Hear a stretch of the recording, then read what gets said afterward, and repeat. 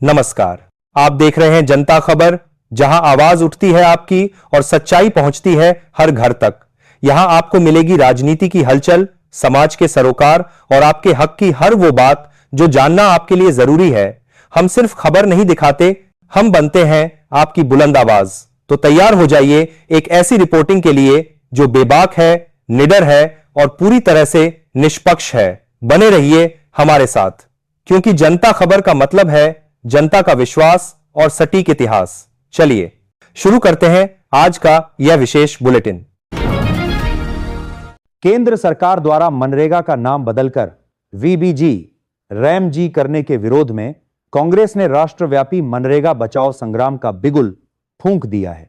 10 जनवरी से शुरू होने वाले इस आंदोलन की कमान अजय माकन के नेतृत्व वाली 9 सदस्यीय उच्च स्तरीय कमेटी को सौंपी गई है, जिसमें जयराम रमेश और प्रियांक खरगे जैसे दिग्गज नेता शामिल हैं। कांग्रेस का आरोप है कि नया कानून मनरेगा की मूल भावना को खत्म कर काम के कानूनी अधिकार को छीन रहा है। साथ ही योजना से महात्मा गांधी का नाम हटाए जाने को पार्टी ने अस्मिता का मुद्दा बनाया है। यह विरोध प्रदर्शन पंचायतों से लेकर संसद तक चलेगा, जिसके जरिए कांग्रेस ग्रामीण क्षेत्रों में अपनी पकड़ मजबूत करने और मोदी सरकार के इस बड़े रिफॉर्म को चुनौती देने की तैयारी में है। गुजरात की राजधानी गांधीनगर के कई सेक्टरों में दूषित पानी की सप्लाई के कारण हाहाकार मचा हुआ है, जहां 120 से अधिक लोग टाइफाइड और संक्रमण की चपेट में आ गए हैं। स्थानीय लोगों का आरोप है कि सीवरेज लाइन में लीकेज के कारण गंदा पानी पेयजल की लाइनों में मिल गया है, जिससे घर घर में मरीज मिल रहे हैं। स्थिति की गंभीरता को देखते हुए केंद्रीय गृह मंत्री अमित शाह ने राज्य के उप मुख्यमंत्री से 3 बार फोन पर बात कर हालात का जायजा लिया। प्रशासन ने 22 डॉक्टरों की टीम तैनात की है और प्रभावित क्षेत्रों में 10,000 घरों का सर्वे शुरू कर दिया गया है। सरकार का दावा है कि 10 से 15 दिनों के भीतर साफ पानी उपलब्ध कराने का प्रोजेक्ट शुरू हो जाएगा। तब तक स्वास्थ्य विभाग कैंप लगाकर लोगों का उपचार कर रहा है। पश्चिम बंगाल की मुख्यमंत्री ममता बनर्जी ने मुख्य चुनाव आयुक्त ज्ञानेश कुमार को एक तीखा पत्र लिखकर राज्य में चल रहे विशेष गहन पुनरीक्षण अभियान में गंभीर अनियमितताओं का आरोप लगाया है।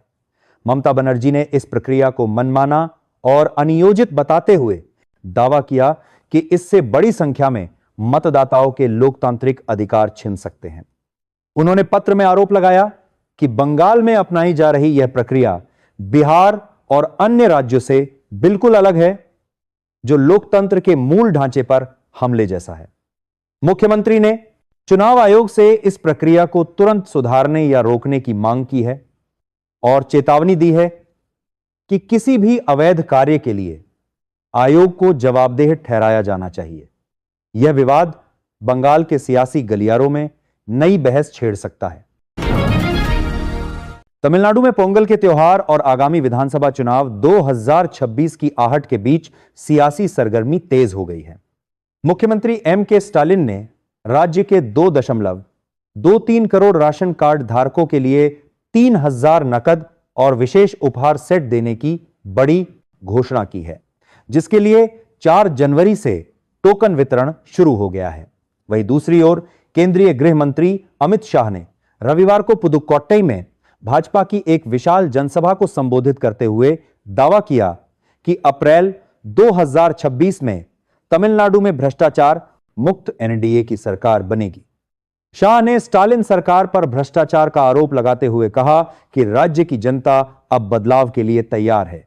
जहां एक तरफ सरकार करोड़ों के मुफ्त उपहारों से जनता को साधने में जुटी है, वहीं भाजपा ने तमिल गौरव की यात्रा के समापन के साथ ही चुनावी बिगुल फूंक दिया है।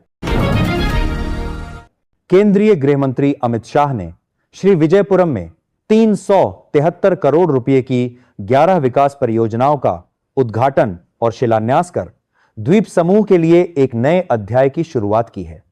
इन परियोजनाओं में सबसे प्रमुख 229 करोड़ रुपए की लागत से बना एकीकृत कमान एवं नियंत्रण केंद्र है, जो सुरक्षा और प्रशासनिक दृष्टि से भारत के किसी भी विकसित शहर के समान उन्नत है। इसके अलावा उन्होंने 33 करोड़ की लागत से जिला अस्पताल और एक फॉरेंसिक साइंस लेबोरेटरी का भी लोकार्पण किया। शाह ने विश्वास 2005 कार भारत कर दिया। देश की धरोहर जताया कि प्रधानमंत्री मोदी के नेतृत्व में अगले 10 वर्षों में यह द्वीप समूह देश के खजाने में बड़ा योगदानकर्ता बनेगा। उन्होंने सेलुलर जेल को स्वतंत्रता का तीर्थ बताते हुए नेताजी सुभाष चंद्र बोस के सम्मान में द्वीपों के नामकरण और उनके बलिदानों को भी याद किया।